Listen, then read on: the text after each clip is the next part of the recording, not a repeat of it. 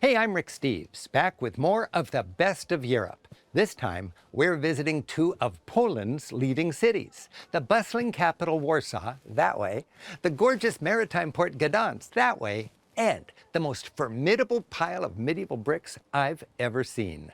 Thanks for joining us.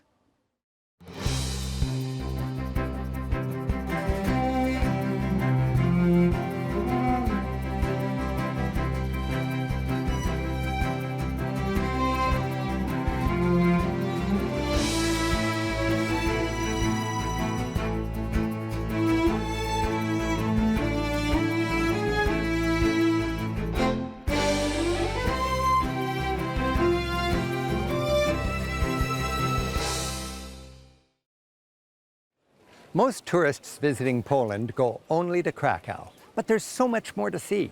The capital, Warsaw, is the heartbeat of contemporary Poland. And Gdansk, up here on the Baltic coast, is a colorful, historic port city with a dramatic 20th century story. We began in Warsaw, the cosmopolitan capital, gilded with a grand palace and a trendy urbanity. We'll learn about its turbulent 20th century and enjoy some Chopin in the park. Then we visit a sweet medieval town, taste its claim to fame, and storm a massive Teutonic fortress. Finally, we discover the port of Gdansk and how it helped bring communism down in Europe. Poland, about the size of Arizona, sits in the north of Central Europe. We'll follow its main river, the Vistula, from the capital, Warsaw, north past Torun and Malbork Castle to Gdansk on the Baltic Sea. Warsaw is an energetic metropolis offering a fascinating foray into urban Poland. It comes with both a hard-fought history and a modern vibrancy. Today, Warsaw, pronounced Warszawa here, is Poland's biggest city with close to 2 million people. It's muscular and sprawling, broad boulevards, imposing buildings, and glittering glass office towers. Today's Warsaw is a thriving European center of business, banking, and politics, with a cosmopolitan energy. Warsaw's glory days peaked between the world wars, when it was one of Europe's most genteel capitals. That spirit survives along its rebuilt main drag, the sweeping Royal Way, with its elegant facades and its popularity with local strollers. Just being out and about, you feel the youthful confidence of this society. Stately hotels and government buildings, this is the president's residence, add to the Royal Way's grandeur. The Ogle bakery is every Pole's favorite for pączki, jelly donuts.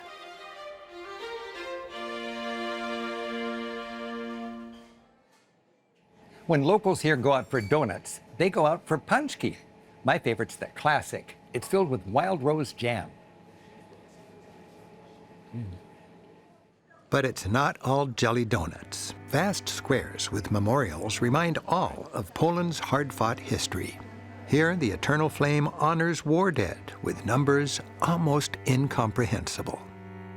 As the city was totally destroyed by Nazis in World War II, nearly everything you'll see, palaces, churches, and fountains, was painstakingly rebuilt from the rubble of 1945. I keep having to remind myself that in this city, hardly a building standing is over 80 years old. Consequently, Warsaw is an architectural jumble, rebuilt both old and new.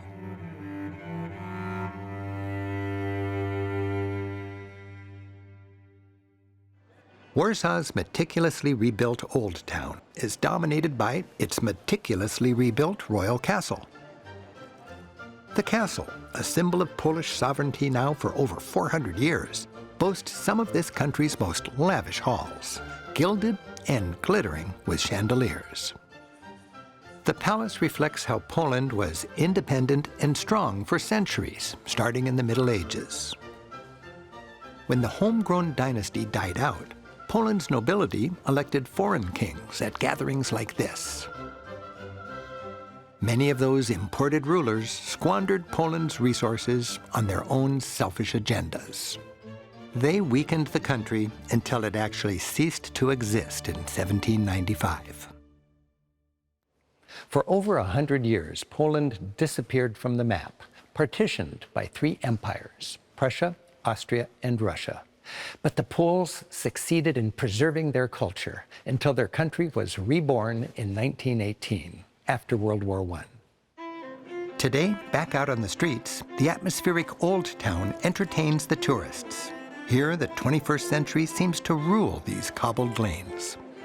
In the center of the beautifully constructed market square is a popular sculpture. The Mermaid, a symbol of Warsaw, serenades the townspeople, still welcoming friends while keeping out foes. To me, this fountain, always energetic with kids playing, feels like a celebration of life, Polish life.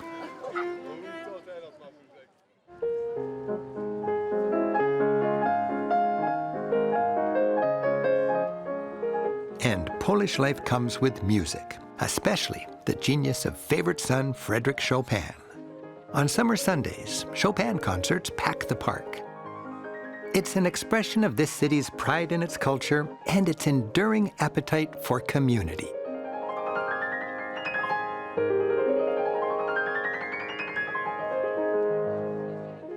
Poland's great romantic composer sits under a willow tree. Though he lived and worked mostly in Paris, locals cherish the thought that Chopin's inspiration came from memories of the breeze blowing through the willow trees of his native land, Poland.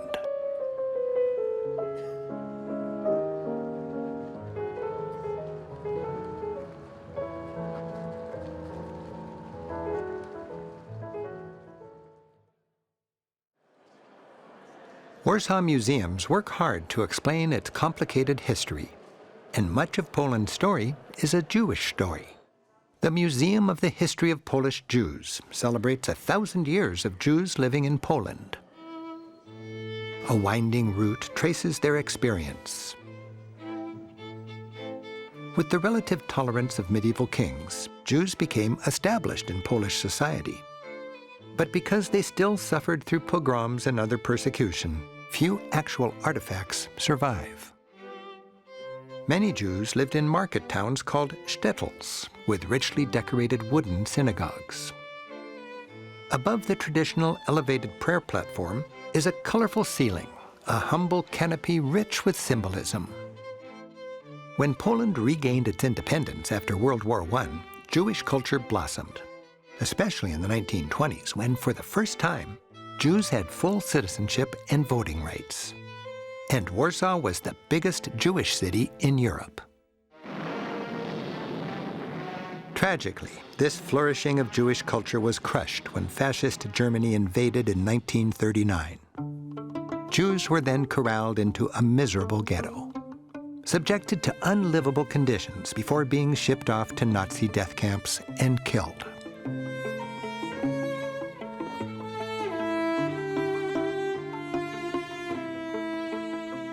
A monument captures the desperation of the ghetto's last days. Realizing they were all doomed anyway, the haggard and hungry who remained staged a desperate uprising. Nearly all were killed. This was just one city's experience in a Europe-wide Holocaust. In this attempted genocide, Hitler tried to rid the world of Jewish people. Of the 6 million he killed, half died here in Poland. With its Jewish population decimated, Warsaw's next chapter was a second valiant but doomed uprising, this time by the non-Jewish Poles who remained. Under Nazi occupation, Poles had formed the biggest underground resistance army in history.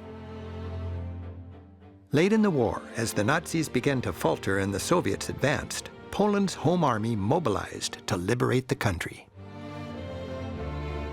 But the Nazis regrouped and brutally put down the Warsaw Uprising. Hitler then ordered that Warsaw be destroyed to its foundations. The Soviet army sat here across the river and watched and waited. Finally, when the Germans were gone, the Russians marched in to claim the wasteland that was once Warsaw, kicking off over 4 decades of communist rule.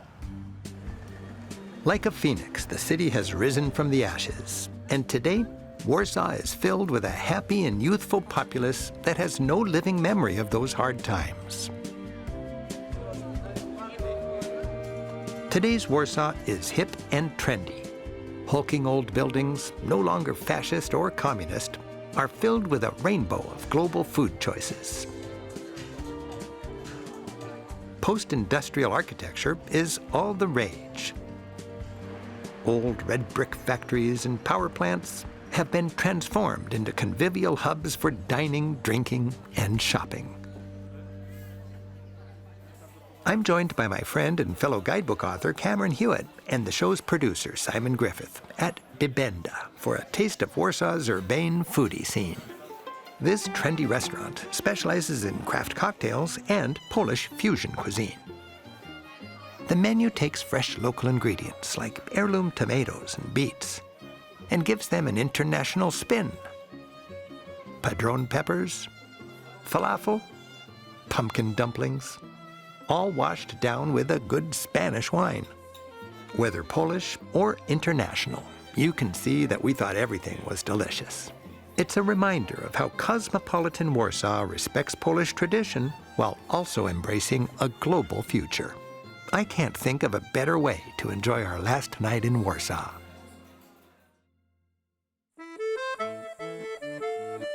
Heading north from Warsaw through the rolling farmland of the Polish countryside, we reach a small-town break from our big city itinerary, Torun.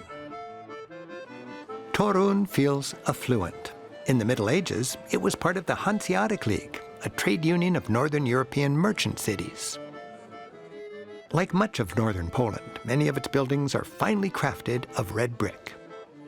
The city has an easygoing ambiance that comes with the heavenly scent of gingerbread.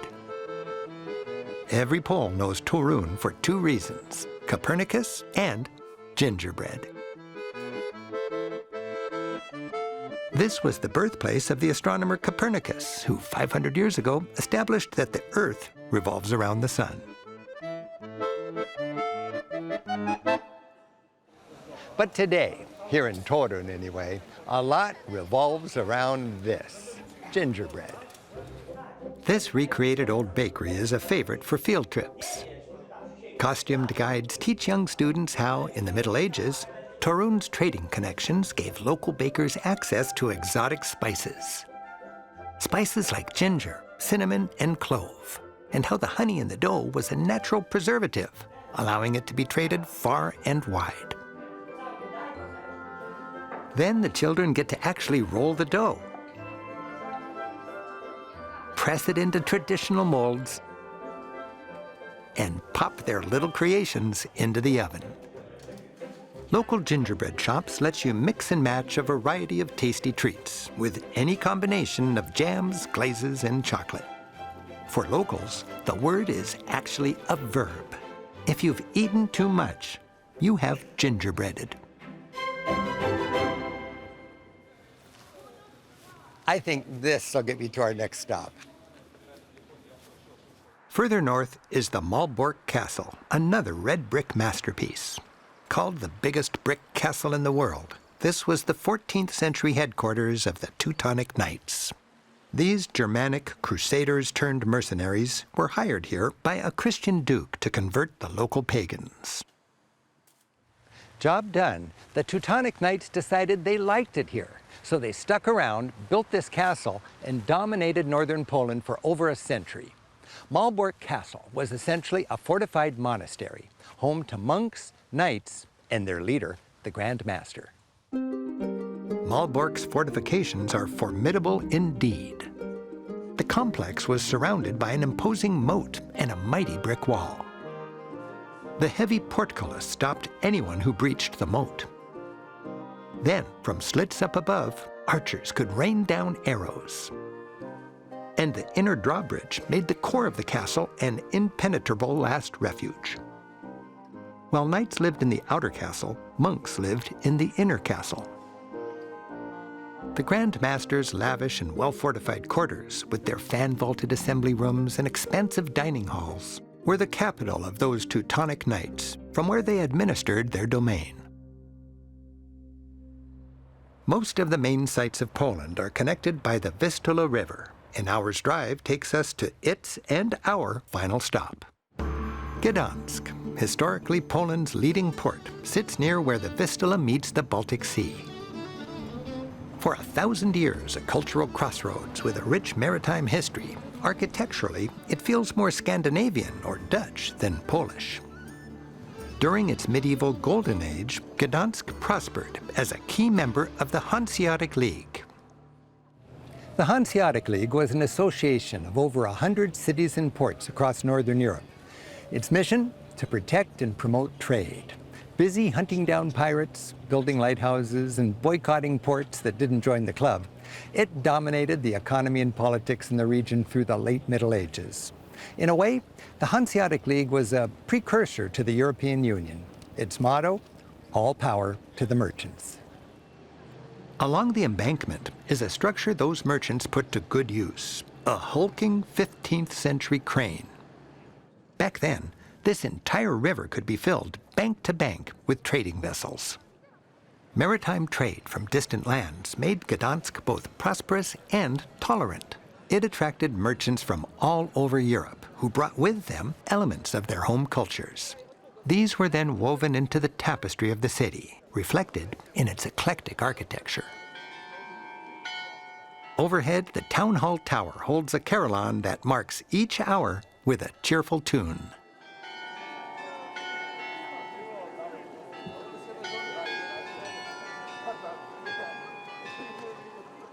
To better understand Gdansk, we're joined by my friend and fellow tour guide, Agnieszka Soroka. Our first stop is the town hall. So the city was governed from this exact room here. And the art there's a lot of art here. Yeah, that's amazing, isn't it? In the middle of the vaulting, have a look at this magnificent painting from 1608. Vistula River starts over there in the mountains. Look at these barges filled with the grain from all over the Kingdom of Poland. So all the goods were shipped from Gdańsk down the Vistula River to the Baltic Sea. They are taking that grain, and that grain goes all over Western Europe. And look, deals, business is made here in front of the Arthur's Court. These would be traders from all over Northern Europe, part of the Hanseatic League here, making a deal, shaking hands. Indeed, like 1600 stock market. And God's hand. So he's holding not the church, but the town hall. Exactly, because Gdańsk was so multicultural and multi-religious throughout centuries, it really never mattered what religion you are, but how much money you can bring to the city doing your business. The guild hall is next door. This is a magnificent room. It's a beautiful guild house, a great example of a great social space where guilds, medieval merchant groups met. Okay, so this was like networking.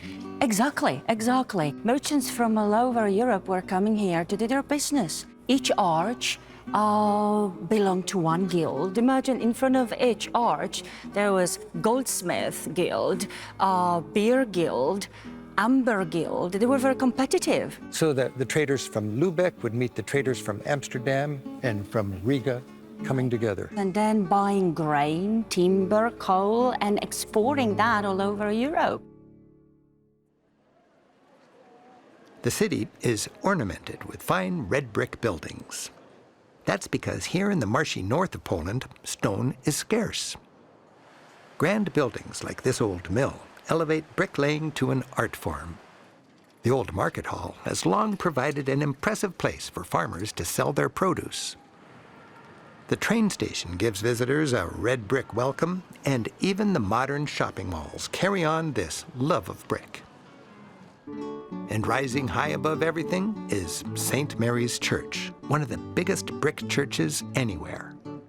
To be both tall and stable without the strength of stone, it was fortified with beefy brick buttresses. Stepping inside, you're struck by the stark, austere, and very white interior. This is a remarkable church. Mary's Church was built before Reformation. Look at the beautiful triptych altar, coronation of St. Virgin Mary. So the altarpiece is from before the Reformation. Exactly. And then the city converted to Protestant. And what was really important was the pulpit because of the Word of God and music coming from magnificent organ. Look at that pipe organ. This is like a pavement of tombstones. Exactly. 500 gravestones of the wealthiest merchants of Gdańsk who wanted to be buried here in their parish church. And if not buried in a tomb, you could commemorate your family on the wall with an epitaph. In the shadow of the church, atmospheric Mariacka Street is lined with traditional porches, clever gargoyles, and vendors selling the prized amber that the Baltic coast is so famous for.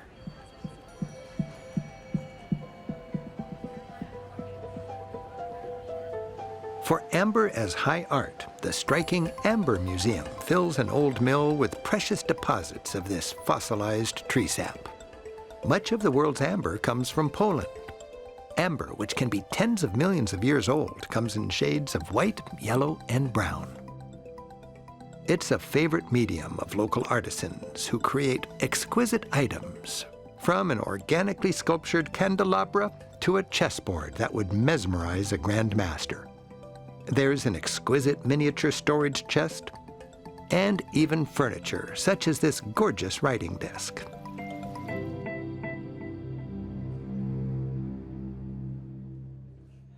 Gdansk lived its most dramatic moments in the 20th century. World War II began right here in 1939 when Hitler invaded, and those cranes marked the shipyard where 40 years later, in 1980, the Soviet bloc finally began to crack. During communist times, Gdansk was home to the massive Lenin shipyard. In 1980, after decades of frustrations and struggles, shipyard workers went on strike. They created a trade union called Solidarity. Locking themselves inside the shipyard, they refused to work and scrawled their list of 21 demands on plywood. A fired shipyard electrician, Lech Wałęsa, heard news of the strike. He came here and literally climbed over the wall to get inside and join his comrades. The strike had its leader. The European Solidarity Center, with its industrial-strength architecture and inspiring exhibits, tells the story both vividly and proudly. For 18 days, 17,000 workers, welders, machinists, and steelworkers stood strong. Their only connection to the outside world was to come to the gate. There they'd pass messages to family members and receive food, supplies, and encouragement. The strikers were hungry, tired, and scared, but they were both inspired and emboldened by the new Polish Pope, John Paul II. Finally, the communist authorities gave in and legalized the union. Half of the nation's workforce joined Solidarity, and change was in the air. But then, after 16 hopeful months, Polish authorities, fearful of Soviet intervention, declared martial law. Tanks rumbled through the snowy streets of Poland, and the riot police cracked down on dissidents. Solidarity went underground, yet it gained momentum. In 1989, the roundtable talks brought about elections. The result? Solidarity, now a political party, won every available seat. These first cracks in the Eastern Bloc spread quickly. Within a few months, the Berlin Wall fell, borders opened up, communist regimes voted themselves out of existence, and Lech Wałęsa was elected the first post-communist president of Poland. Today, Gdansk, mindful of its history, is a forward-looking community. Facing the skyline of old Gdansk across the river is a modern development. Only recently rebuilt from World War II bombings, it echoes the historic rooflines. With its 21st century affluence, Gdansk provides its people a stylish boardwalk for good living. Strolling here, you feel the promise of a bright Polish future. The resilience of Poland's culture and the warmth of its people inspire me. And learning from this country's hard history, I'm reminded that freedom, peace, and prosperity are hard-earned, and that we have lots to be thankful for. I hope you've enjoyed our look at perhaps Europe's most underrated and surprising country. I'm Rick Steves. Until next time, keep on traveling.